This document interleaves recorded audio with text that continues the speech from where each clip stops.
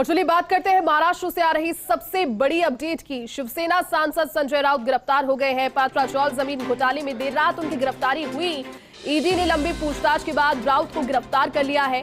संजय राउत से ईडी दफ्तर में 7 घंटे तक पूछताछ हुई और आज सुबह 11:30 बजे राउत को पीएमएलए कोर्ट में पेश करेगी ईडी, जहां जेजे हॉस्पिटल में सुबह 9 बजे उनका मेडिकल होगा और मेडिकल के बाद राउत को कोर्ट में पेश करेगी ईडी।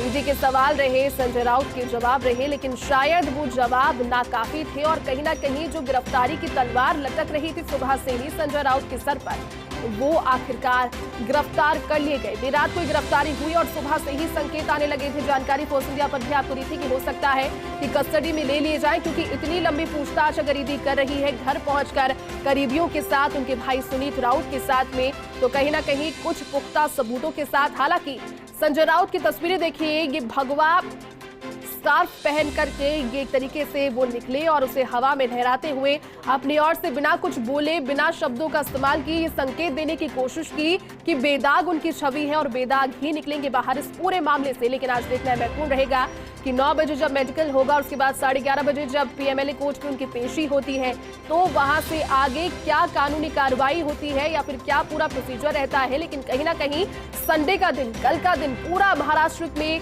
सियासी ड्रामा देखने को मिला और कुल मिला के कहा जा सकता है कि एकनाथ शिंदे के गुवाहाटी पहुंचने से शुरू हुआ सियासी ड्रामा अभी भी थमा नहीं है। भले ही मुख्यमंत्री बन गए हों, एक तरीके का समर्थन और बहुमत के साथ उन्होंने अपनी सरकार भी बना ली, लेकिन संजय राउत के वो कटाक्ष, वो तीखे प्रहार अब कहीं ना कहीं उनके गले की फांस बन गए हैं। आखिरकार संजय राउत गिरफ्तार हो गए हैं। पात्राचौल घोटाला मामला 2007 से जुड़ा हुआ ये पूरा प्रकरण है। और चलिए फिलहाल क्या पूरी जानकारी है इसको लेकर के मुंबई से हमारे सहयोगी रेनी इब्राहिम इस वक्त हमारे साथ जुड़ चुके हैं। रेनी जी, देखिए कहीं ना कहीं जो गिरफ्तारी की तलवार लटक रही थी संजय राउत पर, फर्स्ट इंडिया के माध्यम से लगातार ये जानकारी भी दे रहे थे कि हो सकता है कि कस्टडी में ले लिया जाए, क्योंकि इतनी लंबी अगर पूछताछ घर पर पहुंचकर हो रही है तो ये शुभ संकेत नहीं थे उनके लिए और आखिरकार गिरफ्तारी हो गई। क्या कहेंगे? जयती जी बिल्कुल सही कह रही हैं आप।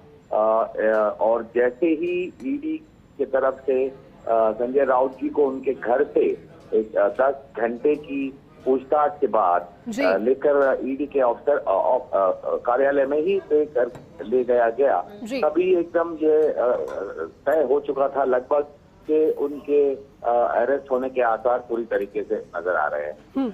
और जैसे ही रात में ईडी के एक वरिष्ठ अधिकारी दिल्ली से मुंबई पहुंचे, तो तब ये बात पूरी तरीके से कंफर्म भी हो गई। रेनी जी, देखिए अब जो आपको पूरा सिनेरियो बनता हुआ दिख रहा है वो क्या कहता है, क्योंकि गिरफ्तारी से पहले जिस तरह से बाहर आते हैं, समर्थकों के बीच में भगवा स्कार्फ को हवा में लहराते हैं, कुछ कहा नहीं लेकिन बिना कुछ कहे बहुत कुछ उनकी बॉडी लैंग्वेज उस समय कह गई। क्या लगता है कहां पर ये सिनेरियो जाता हुआ नजर आ रहा है अभी? जैसे हमारी जानकारी ये है और कि संजय राउत पहले से ही जानते थे कि उनके अरेस्ट होने के पूरे आसार चल रहे हैं, इसीलिए कहीं ना कहीं उन्होंने 3 बार ईडी के समन के अनुसार जाके उनसे मुलाकात करना मुनासिब नहीं समझा था। तो ये एक बात बड़ी साफ थी कि उनको कहीं ना कहीं पता था कि अब उनके अरेस्ट होने के पूरे आसार तैयार हो गए थे। तो इस कारण से उनकी जो पूरी जो उन्होंने जिस तरीके से कल एक पूरा एक्ट कह सकते हो आप, कि जहां पर उन्होंने भगवा स्कार्फ और ये वो कहीं ना कहीं एक राजकारण की रणनीति के हिसाब से ही नजर आ रहा था, क्योंकि उन्हें पता ही था कि उनको अरेस्ट होना है। लेकिन आगे चलकर शिवसेना को इससे किस किस्म का लाभ होगा कि कोई सिंपैथी वेव, कोई लोगों में वो एक अपनी छवि बनाना चाह रहे थे जिससे उनकी पार्टी को कुछ फायदा हो।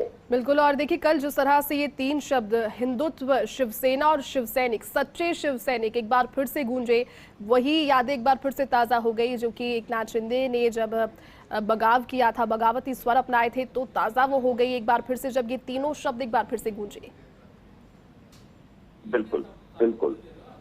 और कल की जानकारी के हिसाब से इसी संदर्भ में जानने की बात यह है कि जबकि मुख्यमंत्री एकनाथ शिंदे जी ने खास करके एक बात रखी थी लोगों में कि भाई कोई भी ईडी के परेशानी से या ईडी के कार्रवाई के मारे घबराकर अगर हमारे तरफ आना चाहे तो उन्हें बिल्कुल। और अनिल जी देखिए, अब कहीं ना कहीं जो ये कल संडे का दिन पूरा सियासी ड्रामा देखने को मिला है, ईडी के सवाल रहे, संजय राउत के जवाब दिए उन्होंने, लेकिन अब देखना ये महत्वपूर्ण है कि अब ये अदालत में पेशी के बाद में किस और रुख करता हुआ ये पूरा मामला नजर आ रहा है। बहुत बहुत शुक्रिया रेनी जी तमाम जानकारी के लिए, पूरी बातचीत के लिए और ताज़ा सिनेरियो को समझने के लिए। महाराष्ट्र के इस वक्त हमारे साथ में जुड़ चुके हैं ब्यूरो चीफ सतीश जी हमारे साथ में। सतीश जी, कल का पूरा दिन सियासी ड्रामा रहा, संडे का दिन कहने को था, लेकिन गिरफ्तारी की तलवार संजय राउत पर जो लटक रही थी वो आखिरकार गिरफ्तारी उनकी हो गई, लेकिन बॉडी लैंग्वेज उनकी कुछ और बयां कर रही है, बिना कुछ कहे बहुत कुछ कह गए। कल भगवा स्कार्फ को लहरा कर किस तरह से देखते हैं आप इसे? जी जयती जी कि दिन भर ये चलता रहा, ये कयास लगाए जा रहे थे कि उनको गिरफ्तार होंगे जी। तो ये गिरफ्तारी हुई देर रात 12:45 पर और ये ईडी के आला अधिकारी जो थे वो दिल्ली में थे। वो रात को करीब 11:45 के समय वो पहुंचे ईडी के ऑफिस में जी। और जैसे ही वो पहुंचे ये क्लियर हो गया कि ये साफ हो गया कि उनको गिरफ्तार हो जाएंगे रात को ही। तो अब ये मामला सारा कोर्ट की पेशी और उस दिशा में जा रहा है।